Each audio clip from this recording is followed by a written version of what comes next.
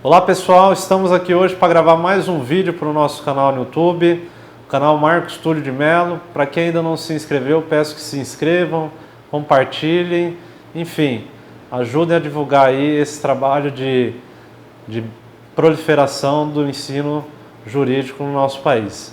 Hoje nós vamos tratar sobre um tema que é a recuperação judicial. A recuperação judicial é um instituto previsto na Lei 11.101 de 2005, que é a possibilidade dada a quem tem a legitimidade ativa para requerer recuperação judicial, de, antes de que seja decretada a sua falência, buscar a manutenção da sua atividade empresarial em homenagem ao princípio da continuidade da empresa. Então nós vamos falar das três fases da recuperação judicial. A recuperação judicial, o procedimento para que isso aconteça é subdividido na fase postulatória, na fase deliberativa e na fase executória. A fase postulatória ela inicia com um pedido formulado por quem detém legitimidade ativa para tanto. E aí dentro desse rol de legitimados ativos nós podemos mencionar a empresa individual de responsabilidade limitada e a sociedade empresária. Somente essas figuras detêm tal legitimidade. Para além de ser um legitimado ativo, é necessário preencher os pressupostos que a lei impõe. Então, esse postulante deve ter sido constituído há pelo menos 2 anos, não pode ter obtido o benefício da recuperação judicial nos últimos 5 anos, não pode ter um de seus administradores sido condenados por crimes falimentares nos últimos 10 anos, ou ter obtido a recuperação judicial especial para as empresas de pequeno porte ou microempresas nos últimos 8 anos. Portanto, sendo um legitimado ativo, preenchendo esses pressupostos aí, o postulante à recuperação judicial deve instruir seu pedido com uma petição inicial. E essa petição inicial, ela deve conter os requisitos lá do artigo 319 do CPC, além de observar aqueles requisitos previstos no artigo 51 da Lei de Recuperação Judicial e de Falência. Essa petição inicial, além de ter os requisitos que o artigo 319 do CPP impõe para uma petição inicial, ou seja, endereçamento, qualificação das partes, dos fatos, a narrativa deles, a demonstração do direito, pedido, nome do advogado, assinatura, data e valor da causa, deve conter também os requisitos do artigo 51.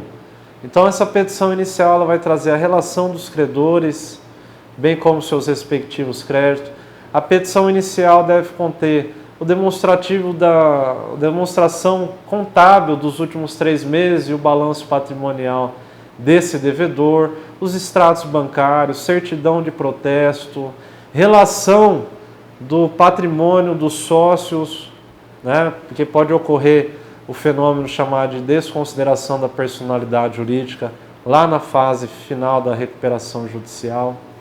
Enfim, são esses os principais requisitos que a petição inicial deve conter ao ser feito o pedido pelo legitimado ativo, que a gente já falou, preenchendo os pressupostos também que eu mencionei anteriormente. Esse pedido será endereçado ao juízo competente para processar e julgar um pedido de recuperação judicial. E aí o artigo 3º da lei estabelece que será o juízo onde a empresa tiver a sede do seu principal estabelecimento.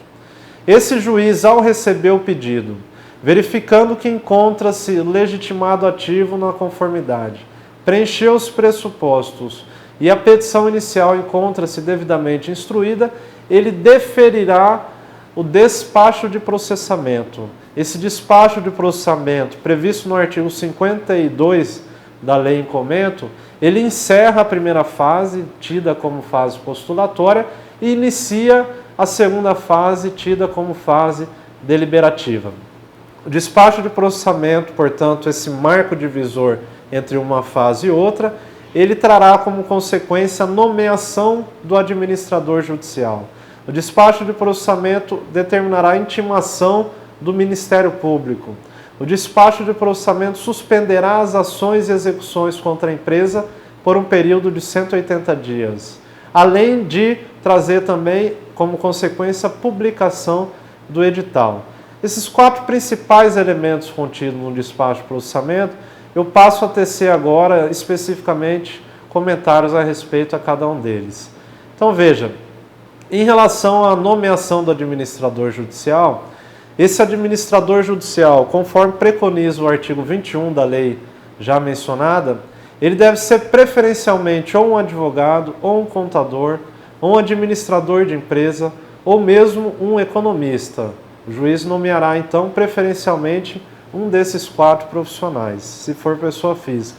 Se for pessoa jurídica, uma empresa especializada em recuperação judicial.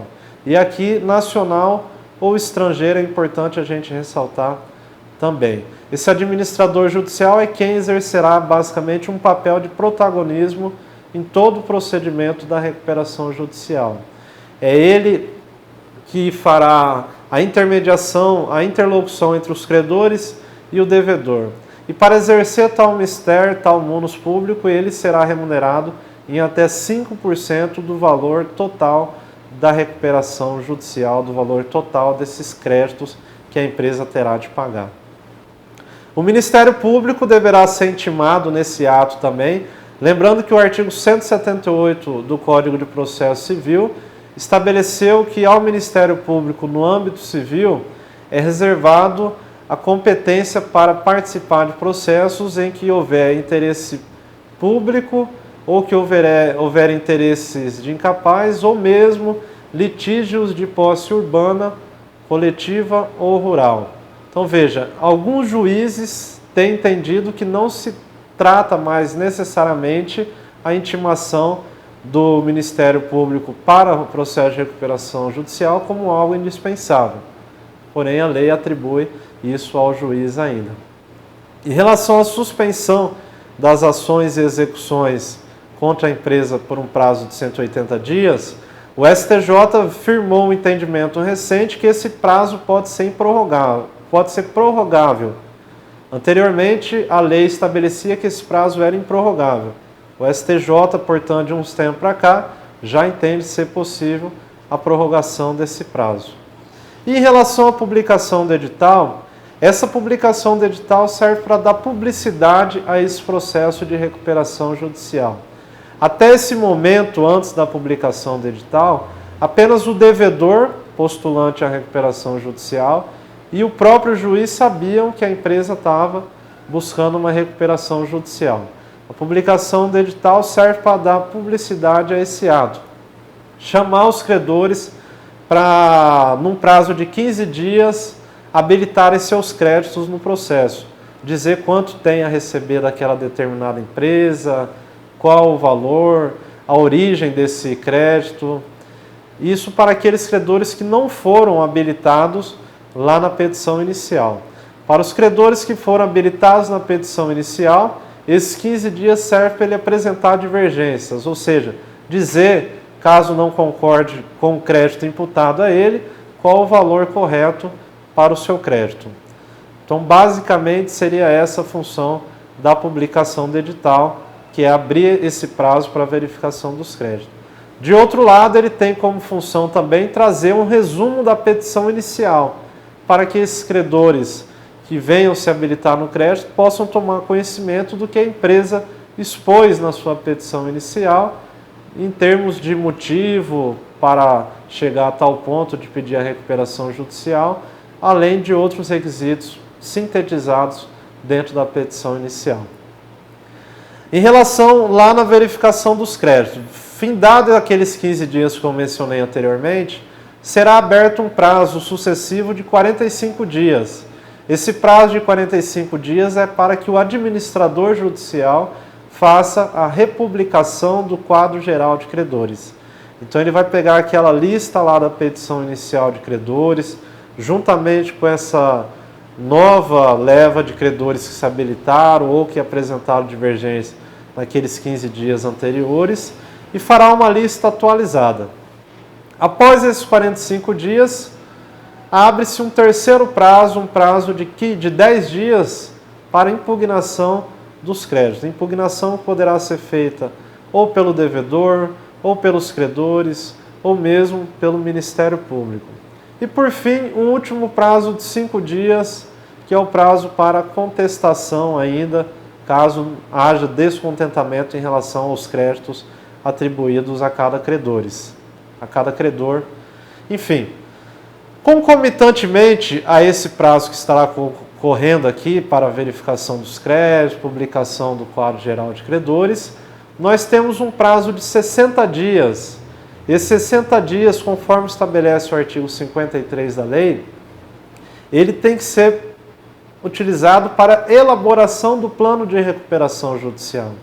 Esse plano de recuperação judicial, que deve ser elaborado em 60 dias e apresentado aos credores, se assim não for feito, ele importará na convolução da recuperação judicial em falência, ou seja, ele converte essa postulação de recuperação judicial numa falência.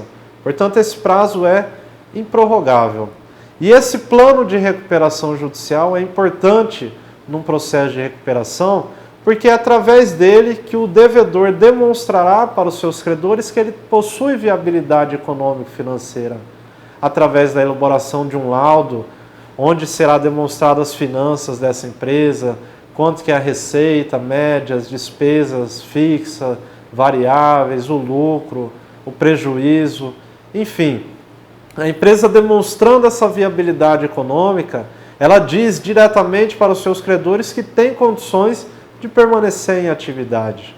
Esse plano de recuperação judicial deve conter ainda, nos termos do artigo 50 da lei, os meios pelos quais a empresa pretende se recuperar judicialmente. E aí o artigo 50 traz um rol extensivo de possibilidades, mais precisamente em 16 incisos, onde, por exemplo, a lei trata como um meio de recuperação judicial a possibilidade da empresa ser fundida juntamente a outra empresa para gerar uma terceira empresa, ou ela ser incorporada por uma empresa maior, ou ela parcelar a sua dívida. Uma vez concluído esse plano de recuperação judicial, dentro daqueles requisitos que eu mencionava anteriormente, esse plano de recuperação judicial ele será submetido ao crivo dos credores. Então veja, na primeira oportunidade desse plano ser aprovado ou rejeitado, evidentemente que eu estou me referindo à primeira oportunidade porque serão 3 oportunidades que esse plano de recuperação judicial pode ser aprovado ou não. A aprovação do plano de recuperação judicial, com a consequente homologação pelo juiz, importará na concessão da recuperação judicial da empresa. Mas veja, a primeira chance, a primeira oportunidade que a empresa tem de ter aprovado o seu plano, ela começa num prazo de até 30 dias após o término daqueles 45 dias para a verificação da republicação do quadro geral de credores, em que o administrador judicial publicará o quadro geral atualizado de credores. Desse prazo contar de 45 dias, ao final dele, inicia-se 30 dias para que os credores apresentem alguma objeção a esse plano. Se nenhum credor apresentar objeção a esse plano será aprovado e aí, consequentemente, o juiz homologará e a empresa terá concedido a recuperação judicial. Se algum dos credores apresentar algum tipo de objeção, esse plano, nesse primeiro momento, não será aprovado. Deverá ser convocada uma Assembleia Geral de Credores, num prazo de até 150 dias, contados do despacho de processamento, fixando a data, local e horário onde será realizada a Assembleia Geral de Credores. E essa Assembleia Geral de Credores terá 2 convocações, caso necessário. Na primeira convocação, deverá ter a maioria dos credores ali para que ela possa ser instaurada. Se não for instaurada em primeira convocação em virtude da falta de quórum de credores suficiente para a sua instalação, deverá ser convocada uma segunda convocação. E aí, na segunda convocação, será realizada a Assembleia, independentemente da quantidade de credores que tiverem presentes ali. A Assembleia Geral de Credores é subdividida em 2 partes. Num primeiro momento, para que haja aprovação do plano, deve ter a maioria dos credores presentes aprovando, cada um votando sim ou não, esse plano de recuperação judicial. Se a maioria dos credores, por cabeça presente, aprovarem o plano, passa-se para a segunda fase. A segunda fase, o critério utilizado para aprovação ou não é o critério por cabeça, por voto individual, mas sim a quantidade de créditos. E aí vejam bem, a Assembleia Geral de Credores alocará os credores divididos em classes de credores. Então, por exemplo, classe de créditos com garantia real, classe de créditos quirografário, classe de créditos com privilégio especial, classe de crédito com privilégio geral, classe de crédito subordinado. Os credores, no momento da sua inscrição na Assembleia, eles são alocados ali dentro de uma dessas classes. Então, nessa segunda fase, para que haja a corroboração, a ratificação da aprovação desse plano já feita na primeira fase por cabeça, cada uma dessas classes deve se manifestar favoravelmente à aprovação do plano, com a maioria dos créditos em cada classe. E ao final, faça uma apuração da votação em cada classe, e se a maioria dessas classes, eu trouxe como exemplo 5 classes aqui, aprovarem o plano, nós teremos a aprovação do plano de recuperação judicial, que será submetido à homologação do juiz para que ele diga que essa empresa estará em recuperação judicial. Porém, imaginemos que esses credores, nesse segundo momento, que tenham rejeitado a aprovação desse plano, numa votação em que 3 classes, dessas 5 que eu falei, rejeitaram o plano. Porém, 2 classes aprovaram o plano, foram votos vencidos. Nesse sentido, turma, o artigo 58, parágrafo 1º da Lei 11.101 de 2005, vai dizer que é possível manifestar o juiz de forma monocrática pela aprovação do plano, naquilo que a doutrina nomina como crown down, uma expressão em inglês que traz a possibilidade do juiz aprovar o plano monocraticamente, desde que esse plano tenha sido rejeitado pela Assembleia Geral de Credores e que a Assembleia Geral de Credores tenha tido pelo menos 2 classes manifestando-se favoravelmente à aprovação do plano. E que nas classes que rejeitaram esse plano, tenha havido pelo menos o voto favorável de 1/3 dos créditos em relação à aprovação desse plano. Nesse sentido, será possível a realização do crown down. Portanto, são 3 possibilidades que a empresa terá de ter o seu plano discutido e aprovado para que seja concedida a sua recuperação judicial e que ela possa entrar na 3ª fase do procedimento da recuperação, chamado de fase executória. Essa fase executória, a empresa deverá averbar, complementar o seu nome empresarial com a expressão, entre aspas, em recuperação judicial. Essa fase executória durará 2 anos e, ao final dela, o juiz expedirá uma sentença chamada sentença de encerramento da recuperação judicial, combatida pelo recurso de apelação. E após o relatório final do administrador judicial, prestando contas de todo do seu serviço durante as fases da recuperação judicial, o juiz encerra a recuperação judicial e a empresa estará recuperada judicialmente se ela cumprir fielmente nesses 2 anos o plano de recuperação. Só lembrando aqui para a gente finalizar, esse plano de recuperação judicial ele pode prever o pagamento dos credores num prazo superior a 2 anos. Porém, mesmo que ele preveja o pagamento acima de 2 anos, ao final dos 2 anos é encerrada a recuperação judicial. Se a empresa não cumprir fielmente o que ela se comprometeu a cumprir nesses 2 anos, é decretada a falência dela. Se ela descumpre o plano após esses 2 anos, a recuperação judicial dela será extinta, não será decretada a falência, porém, os credores prejudicados com o inadimplemento por parte desse devedor, poderão buscar, através de uma ação autônoma de execução, a execução do título executivo judicial que compõe a sua dívida, que será a própria sentença de encerramento do processo. Enfim, era isso que a gente tinha para falar dos principais aspectos da recuperação judicial. Agradeço mais uma vez, peço para quem ainda não se inscreveu no nosso canal, se inscrevam e compartilhem. Muito obrigado, um forte abraço.